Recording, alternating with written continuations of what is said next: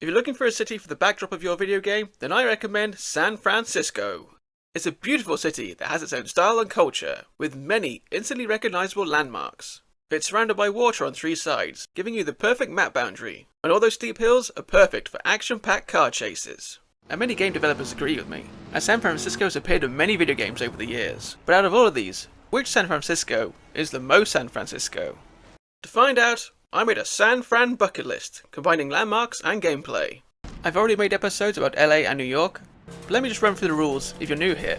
If you can do the thing in the game will win a point. If you can't, the game won't win a point, and I'll be awarding gold stars for whichever game I decide does that thing the best. These won't be worth any extra points, but it'll help decide any tiebreakers. Right, let's meet the contenders. Driver San Francisco. Grand Theft Auto San Andreas. Watch Dogs 2. The Crew 2. Midtown Madness 2. Destroy All Humans 2, Reprobed. Horizon Forbidden West. Marvel Avengers. And Vette. I know there are other games out there set in San Francisco, so if I've missed your favourite San Fran game, let me know down in the comments, and one day I might do a part 2. I've had the pleasure of visiting San Francisco myself, and I have to say, out of the 3 major cities I visited, this was my favourite. I'm by no means a San Francisco expert, but at least I can give a first-hand account of things, as I've seen most of these sites with my own eyes. Right, okay, let's begin the challenges. Complete a circuit of the Golden Gate and Bay Bridge. Let's start with San Francisco's most famous landmark. To complete this challenge, we need to head north out of the city. We then drive around the bay, taking the Bay Bridge back into San Fran to complete the loop. I'm also aware that a Richmond San Rafael Bridge exists, but we don't need to worry about that one. Forbidden West is the only game on our list where you can't cross the Golden Gate Bridge. This game is set in a post-apocalyptic future, and 1,000 years of rust and decay haven't been too kind to the old girl. And the Bay Bridge has fared even worse. All that's left is a lump of concrete and twisted metal girders. Driver lets us drive over a very small version of the Golden Gate Bridge, which then heads directly into a tunnel. There is a tunnel just past the Golden Gate Bridge, but it's not this close. But unfortunately the Bay Bridge is nowhere to be seen, so that's a fail. Destroy All Humans has a very cartoony version of the Golden Gate Bridge. Obviously it's way too small. But you can destroy the support towers, which for some reason doesn't collapse the whole bridge. That's definitely not how suspension bridges work. But unfortunately again, no Bay Bridge. Midtown Madness 2 has a decent sized version of the Golden Gate Bridge, and it looks pretty accurate. We can find the Bay Bridge in this game, but unfortunately there's no way to drive across it, so that's another fail. The opening battle of the Avengers takes place on the Golden Gate Bridge, and I have to say out of all these games, it's probably the one with the most accurate scale. It feels appropriately huge. The poor thing gets absolutely wrecked as you control various Avengers, making your way backwards and forwards along the bridge, fighting bad guys. We can also see the Bay Bridge in this level, but we don't get to go anywhere near it. Why is it always the Golden Gate Bridge that gets destroyed in movies and video games? I'm sure the Bay Bridge is feeling very left out. Well, I guess there was the 1989 earthquake. The Crew 2 finally lets us drive across both bridges to complete the circuit. The Golden Gate Bridge is a little small, but the shape is correct. The same, however, can't be said for the Bay Bridge. Seriously, show this bridge some respect. It's older than the Golden Gate Bridge by 6 whole months. The south section should be a double-decker suspension bridge, with 4 towers, each with distinct X-shaped support beams. In the middle, there is a tunnel that goes through an island, where the road bends, heading east. There was an old metal truss bridge here until 2013, when it was replaced with a self-anchoring suspension bridge, with a single tower in the centre. Even though this game came out in 2018, 2 years after the metal truss bridge was completely demolished. That's the bridge you drive across in the game. We go through the island with the tunnel in it, which is about the only thing they get right, as the south section only has the 1 tower, and it's completely the wrong shape. And it's not double-decker. This bridge is clearly just made from reused assets, and not a unique, more accurate model. You know what, Crew 2, you're disqualified. This bridge is awful. In Vette we can find both bridges, and they're decent recreations considering this game was made in the 80s. The Golden Gate is a decent size, and it gets a lot of details about the Bay Bridge correct. We can see the old metal truss bridge, and the island with the tunnel running through it, and the unmistakable shape of the south section's 4 support towers, with X-shaped support beams. I'd love to see Vette pass this one, but seeing how we can't drive around the north side of the bay, we can't complete the circuit. Grand Bridge is a GTA version of the Golden Gate Bridge. Like most of the games on this list, it's way too small, but it's still a decent model. And the Bay Bridge is a lot more accurate in this game, compared to the Crew 2. It may not have the central island, and only 2 support towers, but at least they actually look like the real thing. We also get a bonus bridge, as for some reason the 4th bridge is also here, which last time I checked was definitely in Scotland, just outside of Edinburgh. Let me just go check that. Yep, it's definitely still here. Like, share and subscribe. Yes, I know this is an Easter egg, as Rockstar North's main office is in Edinburgh. Driver San Francisco also lets us complete the loop. Golden Gate Bridge looks a little bit off. The gaps between the cross beams at the top of the tower are way too small. We see the old Truss Bridge again, as this game only came out in 2011. The tunnel looks good, and the south section has the 4 towers that are the correct shape. But still, it's only a single decker, but that's a pass. And that leaves us as Watch Dogs 2. The Golden Gate Bridge is a very decent size, and the model is highly detailed. This is the only game to show the modern self-anchored suspension bridge on the east section. But if I was being picky, you really should see a section of the old bridge, as it was still being demolished in 2016. We get the tunnel through the island, and then the 4 towers of the south section. And also, it's a double-decker! Finally, this bridge gets the respect it deserves. Obviously, I have to give the gold star to Watch Dogs 2. Well done. Reach the top of Coit Tower.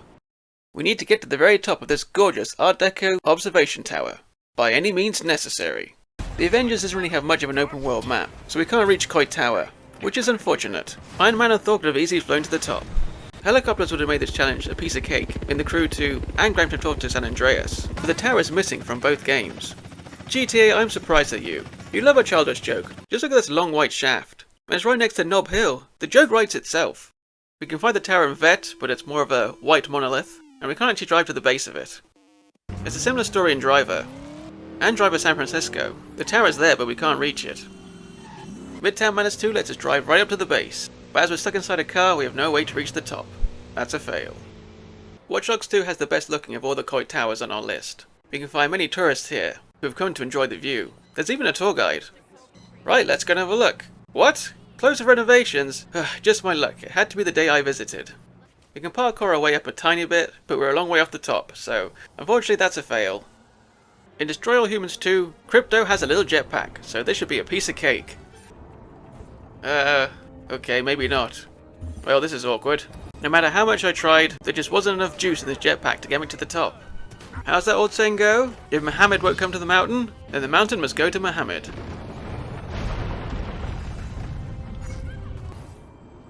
Is someone there?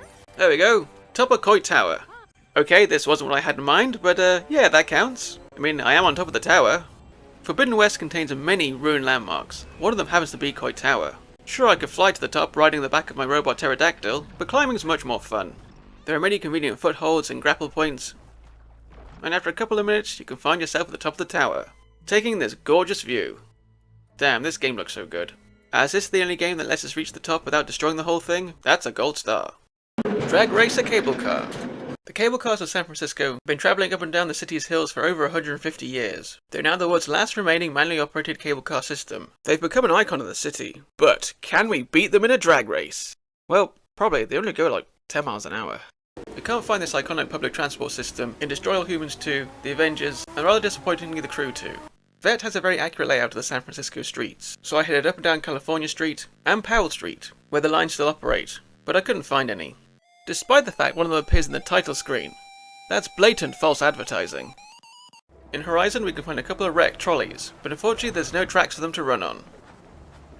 Driver SF has the reverse problem. There are tracks but no cable cars, which seems very strange. It's almost as if they were going to put them in, but then they were removed at the last minute. What makes this even stranger is the fact that, despite coming out on a much older generation of console, the original Driver does have the cable cars. We can find a couple of lines, with the trolleys going backwards and forwards in a straight line, which is pretty accurate to how they run. The models are basic but the right size. They are in the iconic white and bearwood livery, or paint job, of the Powell and High Street line, and go an accurate speed. And of course we can easily kick their ass in a drag race. We can find trolleys in GTA, but they operate more like trams. The tracks they run on are a circuit, rather than a backwards and forwards relay. The trolley car models look about the right size, but their liveries are way too white. There's not enough bare wood showing. And the grip man, which is the name given to the operator, is in the right place, but he's clipping into the seats for some reason, like some sort of weird ghost. And they go pretty fast, well compared to real life anyway, but we can still beat them in a drag race. You can find plenty of cable cars in Watch Dogs 2 as well, but just like in GTA they're operating in loop circuits. There are some all red liveries in real life, but adding a digital billboard feels like a crime against vintage public transport. The models also look a bit off. There are twin headlamps in the front instead of a singular one, which change the whole characters of the trolleys. Part of me wonders if this is something to do with copyright, which I briefly touched on in my previous video. Ubisoft is always terrified about getting sued, so maybe they changed the look and shape of the cable car slightly for this reason. But we can see Gripman, and passengers. They're easily beatable in a drag race, and this is the only game on the list where we can actually properly ride them, which I only just found out whilst making this video. It's pretty cool. For me, Midtown Madness 2 does the best job of the cable cars. They operate on straight lines going backwards and forwards, and are very detailed for a game this old. Deliveries match up to the cable cars you'll see operating on California Street. We can even see the grip man inside, complete with the lever he uses to stop the trolley. They even go ding ding! Sure, they go way too fast, but seeing how these ones are the most accurate, I'm giving them the gold star. Have a car chase over the steep hills. What's the point of setting a game in San Francisco if you're not going to have a cool car chase? To get the gold star in this round, I'm looking for BBE, that's Big Bullet Energy. I want to get as close as possible to the iconic car chase in this 1968 action thriller, with muscle cars, civilian traffic to weave through, and most importantly catching big air, ramping off the steep hills. Seeing as Forbidden West and Destroy All Humans don't let us drive cars, they're instantly ruled out with this one. In Vette, we drive a Corvette, which is why it's called Vette. And you will spend a lot of time chasing after cars, because this game is so bloody hard. I don't think I ever won once while I was gathering footage for this video. There are 4 blocky 1980 supercars we can race against. There's plenty of political traffic to weave through, but unfortunately the racing routes stay clear of the steep hills, and the lack of a physics engine means no matter how fast we go, we're not going to catch any air. So I'm sorry Vette, you don't get a pass for this one. Best car chase in Watch Dogs 2 comes early on in the game. In these missions, we steal a car from the movie set of Cyber Driver, which has clearly been inspired by Knight Rider. These missions end in an epic car chase, as you pull off epic stunts trying to gain followers on social media. There are endless cop cars, police choppers, and epic ramps. It may lack Big Bullet Energy, going for a more 80s vibe rather than the 60s, but it still meets the criteria and gets a pass. Midtown Madness 2 has multiple races, but we're after a car chase. Luckily in free roam we can add cops and change the density of the traffic, which means we can create our very own car chases. The map is full of steep hills, and drops for us to drive off. It's all very fun, that's a good pass. Obviously Grand Theft Auto is also full of car chases, but my personal favourite comes in the story mission Test Drive. Inspired by Gone in 60 Seconds, we're stealing cars to order, which leads to a very fun chase, as we try and keep up with our best buddy Caesar, driving a pair of Japanese imports. Sure, there may not be American muscle, but the drive is a lot of fun. There's lots of traffic to weave in and out of, and we get some serious air flying over the steep hills. The Crew 2 is best known for its racing, but somewhere with its countless DLCs we also had access to some car chases as well. I think we're filming a movie or something, I don't know. Either way, we're in this cop car and we get to absolutely smash the hell out of some bad guys. And yet again we're taking flight over the San Francisco hills, and dodging civilian traffic. In Driver, the streets of San Francisco are absolutely full of cops, so you won't go more than a minute without an epic car chase. But instead of being the chasee, you can hop into a side mission and become the chaser. Despite this game's age, the car chases are very fun and quite challenging. There is loads of traffic to weave through, and we get some epic hang time, launching off the steep hills. This mode is very challenging. I completed this with barely a second to spare. It doesn't get much closer than that. But the best game for Big Bullet Energy has to go to Driver San Francisco. There are many side missions recreating iconic movie chases, including Bullet. We get behind the wheel of the iconic Ford Mustang Fastback, chasing down a Dodge Charger, which are the same cars we see in the movie. The streets also become filled of era-accurate 1960s vehicles for us to weave through. And of course, steep hills means more epic jumps. That's a very worthy winner of the gold star. With 4 challenges down, let's quickly go to the scoreboard. Watch Dogs 2 and GTA San Andreas both have 3 points, but earning a gold star in the first challenge puts Watch Dogs on top. Midtown Madness 2 and Driver San Francisco are joint 3rd place, both with 2 points and a gold star each. Vette and the Avengers are the only 2 games that have yet to score a point. Take a ride down Lombard Street. If you live in a European city, then a curved road isn't really that big of a deal. But in America, with all its straight roads, a road with bends in it becomes a tourist attraction. So let's make our way down this famous street, with its iconic red bricks and flower beds. I think some of the parks in Destroy All Humans 2 kind of have that Lombard Street aesthetic, but the road itself isn't actually here. We don't see it in Avengers. It's not in Driver either, but that's not too much of a surprise considering this game is all right angles, and curves were a bit beyond it. But saying that, somehow Vette, even though coming out 10 years earlier, somehow managed to get a version of this iconic street in the game. It's very polygonal, but it's undoubtedly Lombard Street. Well done Vette, you get your first point. The Crew 2 has a version of Lombard Street, but it's very lazy. It doesn't feel steep enough, and the famous red bricks have been replaced with just boring grey cobbles. Maybe this is Ubisoft being worried about getting sued again. It's still a pass, but it's a pretty poor recreation to be honest. The Lombard Street Midtown Madness isn't for the faint-hearted. It's very steep, and caused my game to lag like crazy, and is a challenge to drive down. It lacks a lot of detail, but it's a good try. In GTA San Andreas we can head to Windy Street, another rather basic version of Lombard Street. We really need to see more plants and vegetation for an accurate representation, but the red bricks are here. At first, in Horizon Forbidden West, I couldn't find any sign of Lombard Street, then I found a rather suspicious looking stream. On the map we can clearly see the iconic switchbacks, but the red bricks have been replaced with raging rapids. If anything, now there's too much vegetation. But Pedro, there's no cars in this game, how are you going to ride down it? Well, I didn't say you had to ride a car. A fire-spewing robot raptor will have to do. That's a very unconventional pass, but a pass nonetheless. Driver San Francisco does a very decent job at recreating Lombard Street. The flower beds are looking a little bit more lush in this game, but the streets are a bit too wide, and the slope doesn't feel steep enough. The game with the best Lombard Street has to go to Watch Dogs 2. The streets feel appropriately narrow, and it's a real challenge to drive down it. You can see the iconic bricks, and the flower beds are bursting with vegetation and brightly coloured flowers. It's a very gorgeous version of Lombard Street, and takes the gold star. Land an aircraft at the airport. If you live in San Francisco, then the international airport is hard to miss, and chances are if you're visiting the city, this is how you arrived. But how many games include the airport, and will let us land an aircraft there? First of all, we can rule out any games that don't let us fly aircraft. So Vette, Driver San Francisco, and Midtown Madness 2 are all out. The airport doesn't appear in the Avengers, which is just as well, otherwise we'd have to debate whether Tony Stark's armour or Thor's magic hammer, Mjolnir, count as aircraft. But luckily we don't need to live with that headache. Crypto's flying saucer is most definitely an aircraft, but this small map contains no signs of any airports. We can't find the airport in Watch Dogs 2, which is surprising, as this map is so big and detailed. I guess they just couldn't be bothered to put planes in this game, which is fair enough. I might have allowed a pass by landing Marcus's drone, but oh well. My Robo-Pterosaur would definitely count as an aircraft, in Horizon. I had a good look around, but there's no airport. Maybe the land it was built on was reclaimed by the ocean. The Crew 2 lets us fly helicopters and aeroplanes, but yet again we can't find the airport. What makes this particularly odd is the fact that LA, Las Vegas, Miami and New York City all have airports. But obviously the devs decided that San Fran International wasn't important enough to add. So that just leaves us with GTA San Andreas. There are many different aircraft you can fly in this game, and there it is at last, San Francisco Airport. Obviously it's not a one-to-one recreation, as there's only the one runway here, instead of the four we see in real life, but the control tower is roughly the right shape, so that's our one and only pass for this round. And of course it gets the gold star by default.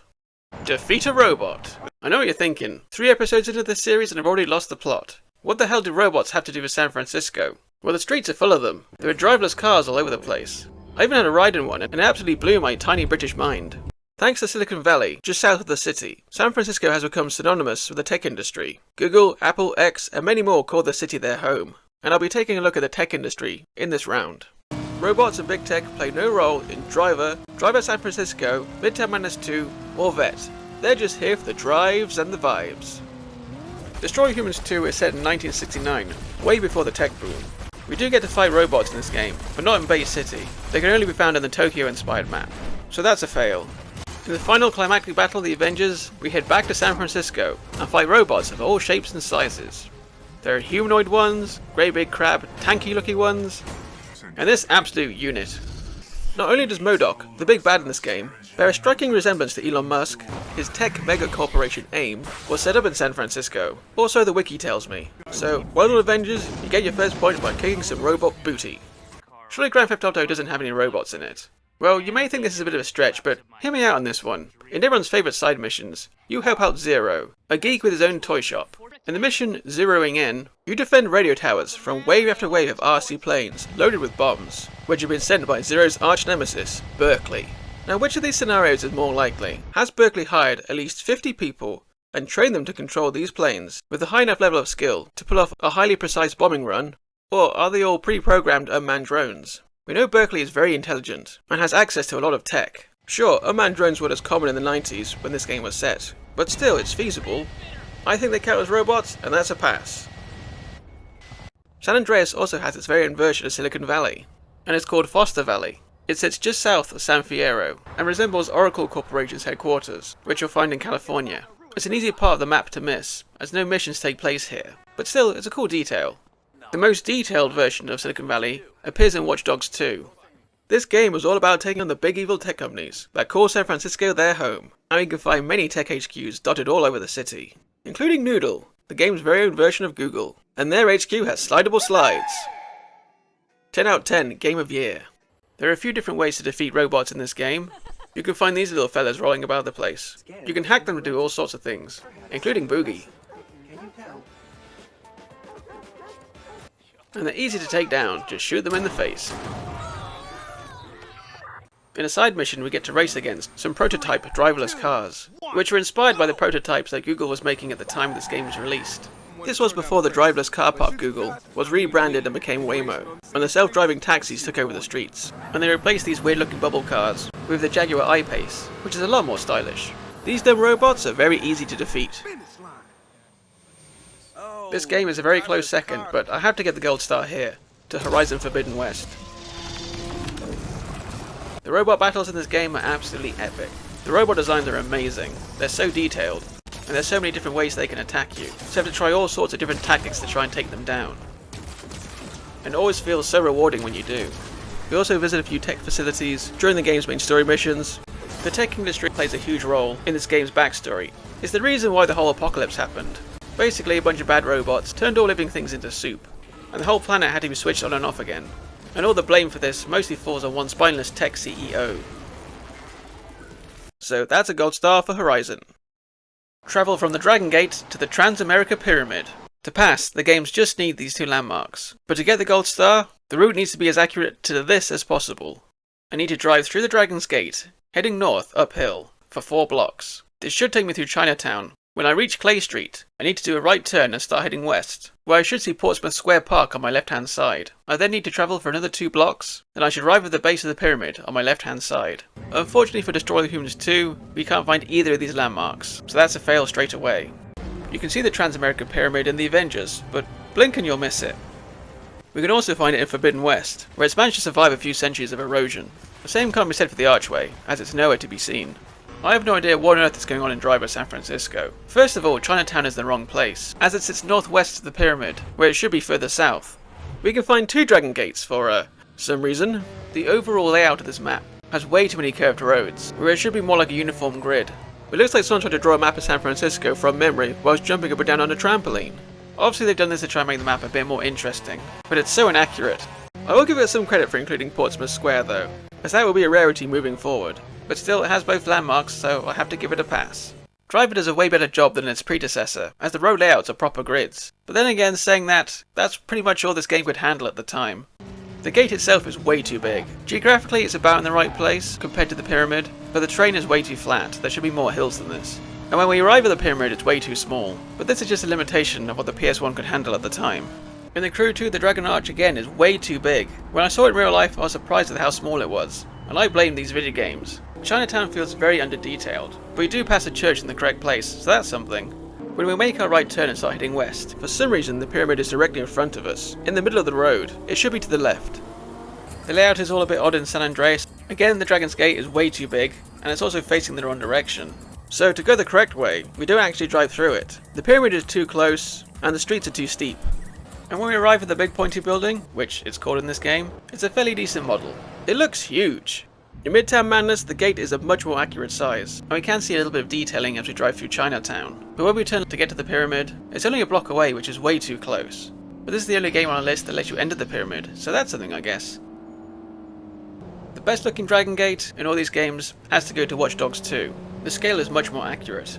It's still not perfect though, as the lines that sit at the base are stone in real life, not gold. But they did an excellent job at recreating Chinatown in this game. There's plenty of Chinese lanterns and signs, with unique shops and restaurants. As we turn right, we finally pass the recreation of Portsmouth Square Park, where we can see the Chinese-style clubhouse and bridge. We then reach the pyramid, and again Watch Dogs 2 has absolutely nailed the look of this building. It looks spot on. The layout is almost right, but the gate and the pyramid are still way too close together. So who's going to get the gold star for this one? Well, make way for Vette. This game delivers an almost one-to-one recreation of the streets of San Francisco. Sure, everything is just polygons, but in this round looks don't matter.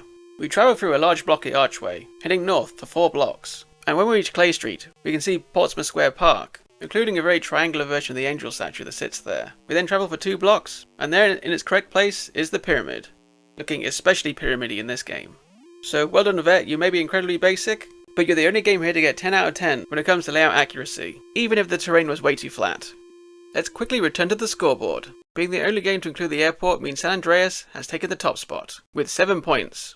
Watch Dogs 2 is just behind with 6 points. And still in joint third place is Midtown Madness 2 and Driver San Francisco. Avengers and Destroy All Humans 2 are at the bottom with 1 point. We still have 7 rounds, so it's all still to play for. Reach Alcatraz. In this round we're heading to the world's most famous island prison. Australia? No. Humans have many prison islands, apparently. The only requirement for this one is that you have to travel by water. No air transportation allowed. Even though the final fight in Avengers takes place in the middle of San Francisco Bay, I have no idea what they've done with Alcatraz. It's nowhere to be seen. There are a couple of boats you can use for fast travelling in Forbidden West, but none of these will take you to Alcatraz because it doesn't exist. Motorboats are a huge part of the crew too, and there are many to choose from to sail around the bay, but unfortunately there's no Alcatraz. It's the same situation in GTA San Andreas. Lots of boats, but unfortunately no Alcatraz. In Driver and Midtown Madness 2, we can see Alcatraz, but it's all the way over there, and we're stuck in our cars with no way to reach it. This is also the case in Driver San Francisco, but we can get a good look at the island with our ghost ability. Yeah, I don't think I've actually mentioned that so far in this video. Driver San Francisco made a choice. Instead of being able to get out of your car and walk around like a normal video game, you have the ability to leave your own body and fly above the streets, and then zoom back down again and possess any other driver you like, which is absolutely mad. Also, fun fact about Driver San Francisco. You know how games normally come in first person or third person? Well, San Francisco is one of the few games where you actually get to play in second person. In a late story mission, you shift into the body of someone who's chasing you, so you're basically chasing after yourself. Even though I'm seeing the world from the perspective of the person driving this truck, I'm actually controlling the yellow car in front of me. Sort of like remote control, and it feels very weird. So yeah, second person. So that's your useless piece of gaming trivia for the day. Where were we? Ah yes, Alcatraz. There's a small handful of boats you can choose from in Watch Dogs 2, and there it is at last, Alcatraz. And here we can get off and have a good old look round. It is highly detailed, with most of the buildings in the right place. It's also full of tourists, and even tour guides. It's a great recreation. There's only one other game that lets us visit Alcatraz, and that's Destroy All Humans 2. We can fly there using our jetpack, or flying saucer, but that would result in a disqualification. But Crypto also has a hoverboard. We can surf our way across the water to reach the rock. And it's a nice little model when we get there. See a main prison building, and a lighthouse, but as cute as it is, it's not very accurate, so Watch Dogs 2 has to get the gold star for this one. Wreck a hippie camper van. Hippies have been associated with San Francisco since the 1960s. For a long time the city had been a hub of counterculture and art. Believe it or not, it was cheap housing in the Haight-Ashbury districts that drew in those looking for a more nonconformist lifestyle. The 1967 Summer of Love, an event held in Golden Gate Park, solidified the hippie movement as part of the San Francisco culture, and thousands of people flocked to the city, often in Volkswagen camper vans. By this point in time, the camper van had been around for 17 years, and could be bought for next to nothing. They were the perfect way to travel and live affordably off the grid. Many were painted in bright floral or psychedelic patterns, and you can still find them roaming the streets to this day. So let's celebrate this icon of love, peace and pacifism by absolutely wrecking the crap out of them. Obviously we're not going to find any in the Avengers or Forbidden West. The streets of Driver are full of sedans and station wagons, but unfortunately no camper vans. You also won't find any roaming the streets in Vette. However, you can find them in Driver San Francisco, and we can buy one for the bargain price of $5,000. I decided the best way to wreck one in this game was to go on a police chase. The van is very slow, and has the turning circle of a small building, so the police chase went just about as well as expected, which was very well, because the whole point of this was to get wrecked, and that's exactly what happened. That's our first pass at this challenge. On now to the crew too, and why we zoomed so far in. My god, what have they done to you? Actually, I'm not gonna lie, that is pretty awesome, but we can drive around in a much more conventional VW camper van as well. I also found this lovely artwork, for that full-on hippie style. The cars in this game really don't take a lot of damage, so I had to resort to driving straight into the ocean. That's another pass right there. In the streets of Midtown Madness 2, we can find some campers. Well, at least I think they're campers. These blocky vans look a lot like the much more modern T3 and T4 models of Volkswagen camper van. The physics in this game, well, it's not very realistic, and we can send these vans absolutely flying by driving into them at full speed. Yep, that's definitely well and truly wrecked. The Truth is one of the main characters in GTA San Andreas, and he's one of the original 1960s hippies. He loves conspiracy theories and, how do I put this, medicinal herbs. In the mission, Are You Going to San Fierro? We get to drive his beautiful psychedelic camper van, which is called the Mothership. and is obviously based off classic split-screen Volkswagen camper vans. And you can keep this vehicle to drive whenever you like, by parking it at a garage in this mission. And why wouldn't you do that? This thing is gorgeous. Of course, this being GTA, there are multiple ways to wreck your camper van, and I opted for a rather quick and painless RPG. In the Hashbury district, I see what you did there, Grand Theft Auto. We can find lots of references to hippie culture, including shops and murals. The Haight-Ashbury neighbourhood in Watch Dogs 2 is also full of bright colours and murals. There's also a dude selling tie-dye t-shirts, and even a hippie commune. I'm not sure how much of this I can show you, as some of the residents choose to walk around completely starkers. Close to this commune we can find a very brightly painted camper that seems to be a mixture of various copyright-safe jalopy buses. This game allows us to hack many things, including steam pipes. So, a quick explosion it was, to obliterate this gorgeous van. But the best game for destruction and hippies has to go to Destroy All Humans 2. This game is set in 1969, and you'll find hippies all over the map. And here they are rather extreme caricatures. You can find a bunch of them squatting in a park, near the Golden Gate Bridge, and they've painted bright murals all over the city. They play an important role in the game, as you're trying to create a religious cult, to worship one of your alien ancestors, and the free-thinking minds of the hippies are ripe for the taking. You'll find camper vans all over the map, some of them with bright psychedelic paint jobs. Their designs draw inspiration from lots of different models of camper van, and there are so many different ways to destroy them. You can zap them, disintegrate them, blow them up with an ion detonator, call in a meteor shower, lob them into the ocean using your telekinesis, or zap them with your flying saucer's death ray. In one main story mission, there's a small number of them driving around the city, with nuclear bombs strapped to their roof racks, which you can detonate in a massive explosion. That's one epic way to win a gold star. Swim in the pond next to the Palace of Fine Arts. The Palace of Fine Arts is a monumental structure located in the Marina District of San Francisco, originally built for the 1915 Panama Pacific Exposition to exhibit works of art. It was constructed out of plaster and wood, and that's about as much of the Wikipedia article I can be bothered to read. It also has a pond outside the front of it, so let's go for a swim. You won't find the palace in Avengers or Destroy All Humans.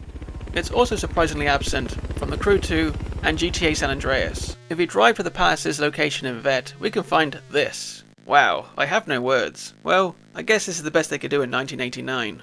In front of these blocks we can see a blue rectangle, but unfortunately it's behind an invisible wall. So we won't be able to go for a two-dimensional swim today. We can find a much more HD version of the palace in Driver San Francisco.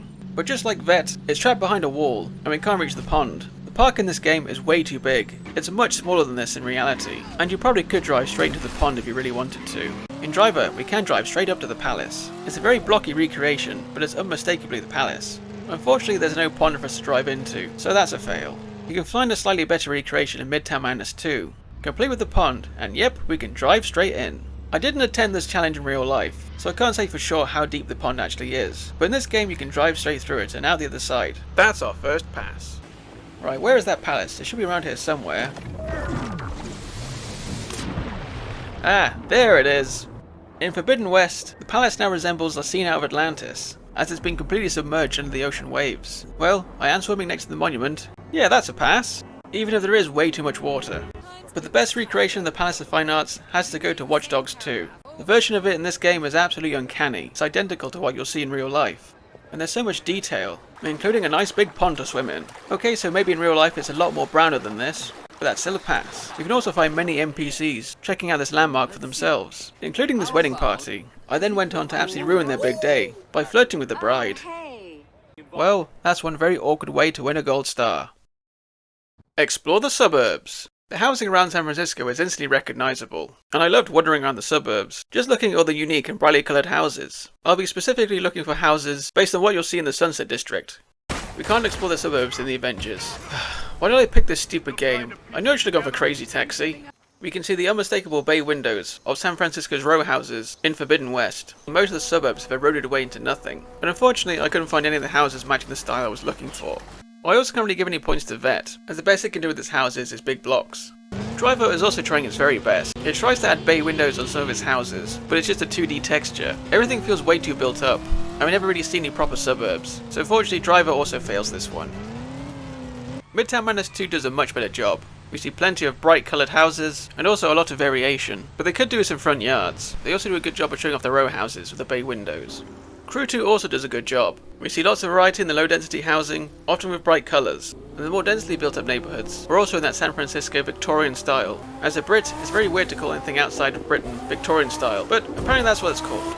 Driver San Francisco barely gets a pass. The houses are just about right, but we really need to see more variety in colour. Even the high density housing feels a little bit flat. Destroy Humans 2 absolutely nails the look of San Francisco houses. They're very brightly coloured and highly detailed, but it's let down a little bit by its variety. There's too much medium density row housing, and not enough of the small detached houses.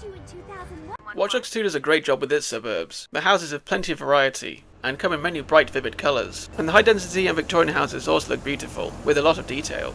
But I think GTA San Andreas does things just slightly better. Again, we see lots of bright, colourful and varied houses in the Sunset District. But what makes this place feel a bit more realistic is the fact that the houses have front lawns, which is something missing from Watch Dogs 2, which is why I'm giving GTA San Andreas the gold star in this round. It also nails a lot of the look of the other boroughs around the city, getting a lot of the details correct, in such a small version of San Francisco. So well done.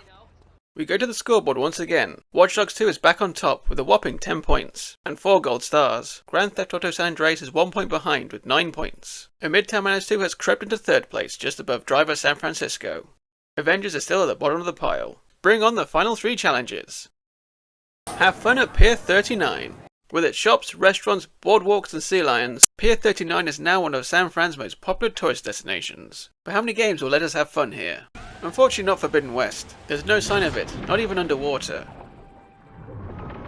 The opening of Avengers certainly has that Pier 39 feel, but this event is being held on a flying aircraft carrier, so no points there. It's also missing from Driver. We can find it in Driver San Francisco, but unfortunately it's fenced off, so we won't be able to enjoy it today.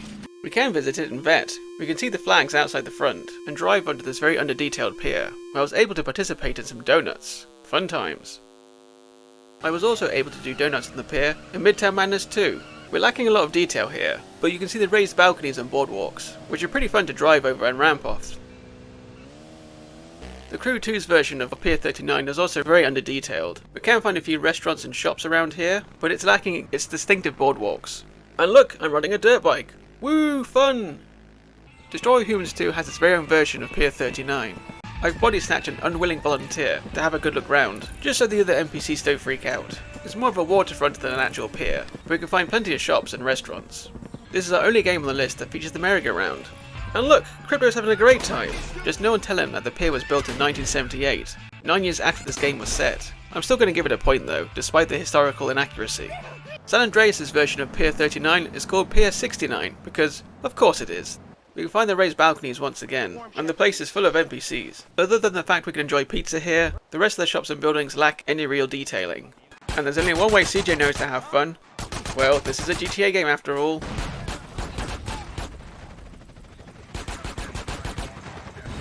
That's a very explosive pass. But by far the best Pier 39 has to go to Watch Dogs 2. It is so incredibly detailed. There's a huge variety in shops and restaurants, and we can fully explore all the balconies. There are street performers, and NPCs enjoying cotton candy. The best detail has to be the sea lions. But much like real life, we regret to inform you that you cannot pet the sea lions. It really is a great recreation. Look, Marcus is having a whale of a time, but I don't think the guy in the crab costume is too impressed. That's another gold star. Ride a vintage tram. San Francisco is rather unusual for an American city, as there is a ton of public transport. We've already mentioned the cable cars, but there are also electric trolleybuses. But the Mooney, one of my personal favourites, the vintage trams that go along the seafront. They may not be as famous as the cable cars, but they're still gorgeous. But do they appear in any of our games, and are they rideable? Well, just 3 games thought the trams are important enough to include. They're kind of there in GTA San Andreas, and you can ride them by jumping onto the roof, turning the game into a very literal on-rail shooter. But I think I'm going to have to disqualify this one, as the tram models are just 2 cable cars coupled together, and there are no unique models for the trams. Watch Dogs 2 does a far better job at representing the trams. You may not be able to ride inside, but you can just climb up onto their roofs. They look very similar to the ones in real life, and come in a variety of colours. The routes they run are also quite similar to what you'll see in real life, as they travel up and down the waterfront. The only other game to include them is Driver, and it's a very nice detail that they're here. They could have just added another cable car, but instead they decided to model one of the vintage trams, and I appreciate that. But how are we going to ride them? You can't get out of the car, and there's no way we're getting on the roof. You know what, that's highly unconventional, but because it's the only other game to include these beautiful trams, I'm going to allow that a pass. But obviously Watch Dogs 2 gets the gold star. The final round is the Sightseeing Lightning round. We need to find the ferry building, City Hall, The Painted Ladies, Grace Cathedral, and Sutro Tower. The models need to be in 3D, which sounds obvious, but you'll see what I mean in a second. And also seeing how most of these games play a bit fast and loose with the city's layout, I'm not going to worry too much about location, and we need 4 out of 5 to pass. Avengers includes none of these landmarks. Well, we can see Sutro Tower off in the distance, but because we can't physically go visit it, that's going to have to be a fail. We also can't find any of them in Vette. We can head to the exact location of Grace Cathedral on the map, but it's just a blank square, there's nothing here, and we can see a very 2D Sutro Tower off in the distance. The other landmarks are blocked off, behind the Eternal Windows desktop file, that acts as the game's boundary. Very surprisingly, the Crew 2 has none of these landmarks, which is absolutely shocking. There is a generic radio mast where Sutro Tower should be, but that definitely doesn't count. Sutro Tower wasn't actually built until 1973, so we won't be able to find it in Destroy Humans 2. But that's actually irrelevant, as the only landmark we can find is the Painted Ladies. The other 3 are completely missing. Midtown Madness 2 does slightly better. We can find the Ferry Building, City Hall, and Grace Cathedral, but unfortunately the Painted Ladies and Sutro Tower are both missing, so that's a fail. These are also the only 3 landmarks we can find in Driver, although they're slightly blockier, especially Grace Cathedral, which has been turned into a big neo-Gothic cube. Driver San Francisco finally gives us a pass. We can find some lovely detailed models of the Ferry Building, City Hall, Grace Cathedral, and Sutro Tower, all roughly in the right positions. The only landmark missing is the Painted Ladies. This is also the only landmark missing from GTA San Andreas. But Grace, Sutro, Ferry, they're all here. Even the City Hall, even though it's completely the wrong place. Surely all these landmarks haven't survived 1,000 years into the future. Well, there's the clock tower of the Ferry Building, despite the fact most of it is now underwater. Grace Cathedral has turned into a very beautiful and slightly creepy old ruin.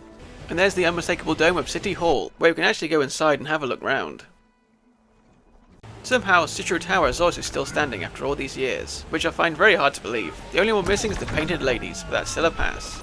Right, it's all up to Watch Dogs 2. Can it get 5 out of 5? Ferry Building, check. Sutro Tower, very detailed, check. A very nicely detailed City Hall, check. And the Painted Ladies, the only other game to include them other than Destroy All Humans 2. But what about Grace Cathedral? Well, for some reason, the level designers decided they'd rather go for the St. Paul's and Peter Church instead, which arguably is the more attractive of the buildings, but it means Grace Cathedral has been left out. That's still a pass, but unfortunately as no game scored 5 out of 5, I won't be awarding any gold stars for this round. And with that said, let's total up the final tally. At the bottom with a single point is the Avengers. Honestly, I regret including this game, but I bought it and played through it especially for this video, so here it is. Second from bottom is Vette. This game surprised me, considering it came out in 1989, especially with its gold star, for its accurate layout of the city streets. With 4 points we have Driver, and then Destroy Humans 2 Reprobed, with 5 points and a gold star. Also on 5 points is Horizon Forbidden West, but earning 2 gold stars for the Kite Tower and Robot Fighting Challenge means it crept slightly ahead. The Crew 2 did quite well, even if a lot of the landmarks included were quite lazy, and Driver San Francisco just misses out on the top 3. In third place is Midtown Madness 2, with its quite simple, but also surprisingly accurate version of San Francisco, with 9 points and 1 gold star. In second place we have Grand Theft Auto San Andreas, earning an incredibly respectful 11 points and 2 gold stars. But the worthy winner is Watch Dogs 2, with a massive 13 points and 6 gold stars. Watch Dogs 2 gameplay and storyline are pretty average, but the open world map of San Francisco is one of the most underrated in video games, and playing through it again after going to San Francisco in real life was an absolute pleasure. It's so detailed. I even found the cafe by the Gold Gate Bridge where I ate the best sandwich ever. And the city just feels so alive, especially with all the NPCs, who you can see interacting with the world around them. So there we have it, another city covered. Where shall we go to next? I'm Foolish Pedro, massive thank you for watching. Like, share, subscribe, do all that good stuff, and I'll see you in the next one. I'm actually going to drive across the Golden Gate Bridge. Oh, this is so cool.